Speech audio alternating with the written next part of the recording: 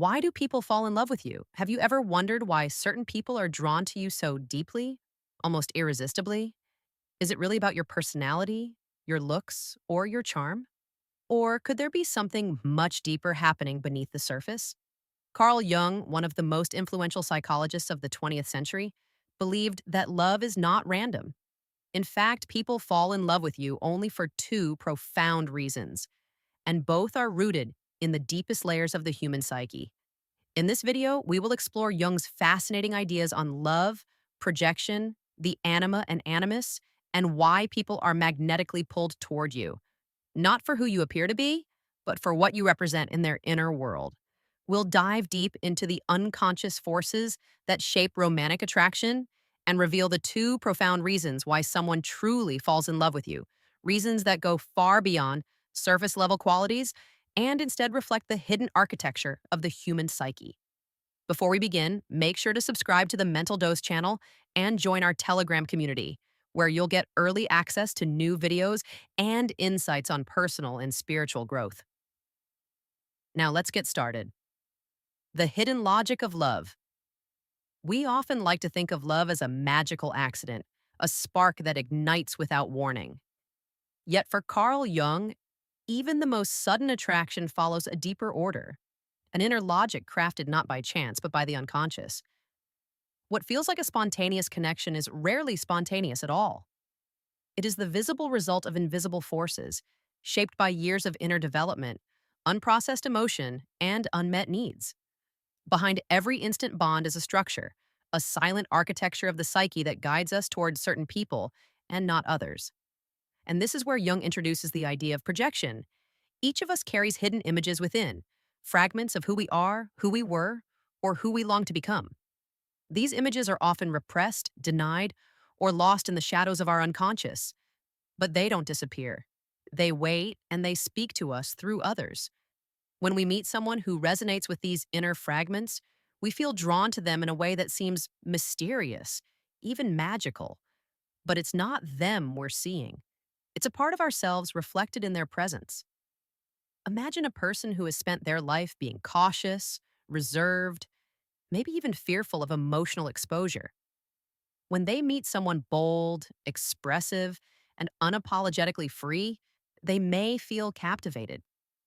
That feeling is more than admiration, it's resonance. That other person embodies something dormant within, a potential that's been buried under years of suppression. The attraction is real, but the true force behind it is the unconscious responding to what it needs in order to evolve. The same is true in reverse.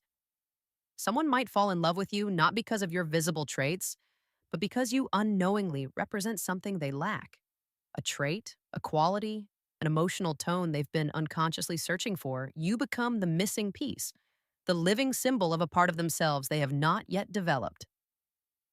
Reason 1. You represent something they lack. It's not simply about opposites attracting, it's that opposites reveal what is missing. A rational person may be drawn to someone deeply emotional. An introvert may fall in love with an extrovert. A structured soul may be fascinated by someone chaotic. But this admiration can easily slip into dependence. If the person does not recognize that what they admire in you is something they could nurture in themselves, they may cling to you, not out of genuine love, but out of unconscious need. And as soon as that need changes, or as soon as your humanity disrupts their idealized image, the attraction may fade. This is the danger of projection. It creates an illusion of connection that often cannot withstand the truth of reality. And when the illusion breaks, the love built on it begins to collapse. The archetype. We Fall For Jung didn't stop at projection. He took this even further with his concept of the anima and animus, archetypal images of the opposite gender that live deep within the psyche. For Jung, every man carries within him an unconscious image of the feminine, his anima, while every woman carries within her an unconscious image of the masculine, her animus. These aren't random preferences or cultural roles. They are inner figures shaped by our earliest relationships, especially with parental figures, and by the collective symbols of femininity and masculinity inherited from culture, myth, and the human psyche itself. Over time, these archetypes become emotionally charged blueprints. We carry them unknowingly, and one day we meet someone who seems to fit them perfectly. When that happens, the attraction can be overwhelming. There's often a deep sense of familiarity, as if we've known this person forever, even if we've only just met. It can feel like destiny, soul recognition, or some ancient memory reawakened. But Jung would caution us, this is not fate. It is not evidence of cosmic soulmates. It is the psyche seeing its own internal design reflected in another human being. Reason 2, you awaken a powerful unconscious image. They've carried within you resemble the unconscious image they've carried for years, maybe not in looks or behavior, but in essence. You activate an internal pattern that stirs powerful emotion. And that's why the connection feels immediate and irrational. It's not about you, it's about the symbol you've become to their inner world. But here lies the problem. When someone falls in love with an inner image projected onto you, they're not really seeing you. They're seeing a fantasy, a sacred idea, a psychological construction. You become the screen for a projection that was written long before you arrived.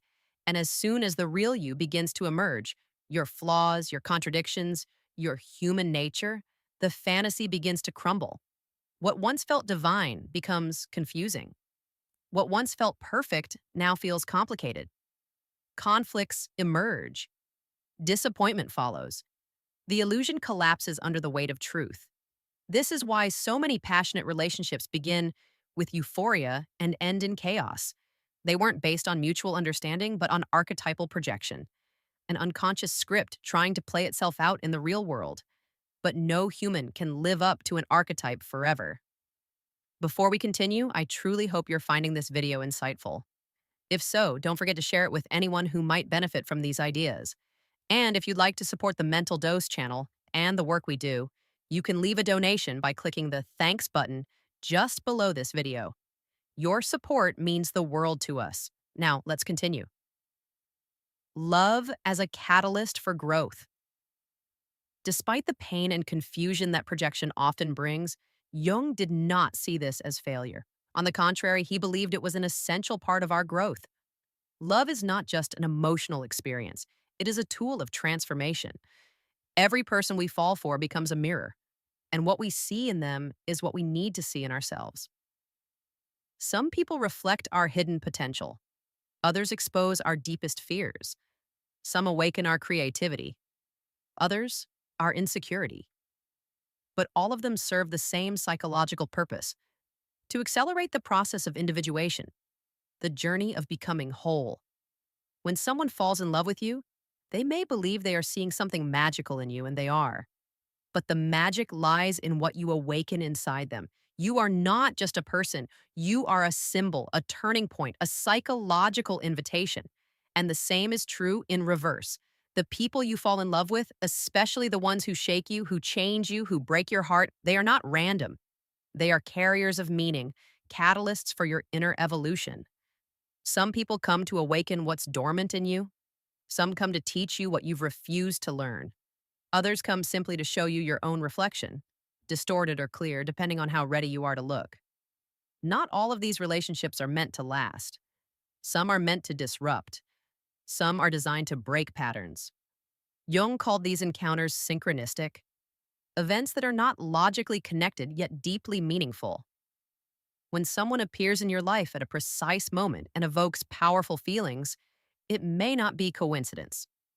Your unconscious and theirs was ready, and the meeting itself was a sign that change had already begun. These are not mistakes, even the painful ones, even the ones that leave scars, especially those. The final realization, love in the self. So, why do people fall in love with you? Because you either reflect something they desperately need or you activate something they have forgotten. In both cases, the love is not really about you. It's about the self trying to evolve. And the same is true for you. You fall in love with those who mirror your missing parts, those who resemble your inner images, those who, knowingly or not, carry the key to your next chapter of growth. But if you don't recognize these patterns, you risk staying trapped, attracted to the same types, repeating the same relationships, chasing the same illusions. You might believe you're unlucky in love, when in fact, your unconscious is simply trying to teach you something you're not yet ready to learn. Jung would say the answer is awareness.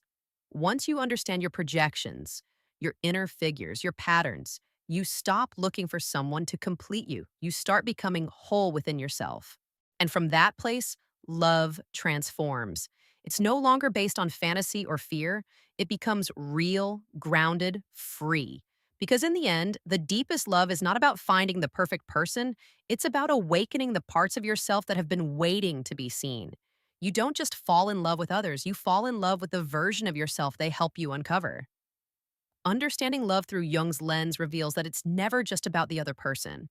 It's always a journey back to the self. So, the next time someone falls in love with you or you feel that deep pull toward another, ask yourself, what part of the soul is waking up right now?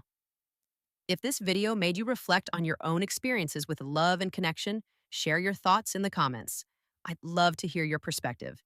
And don't forget to subscribe to Mental Dose for more deep, thought provoking content about psychology, relationships, and the inner world.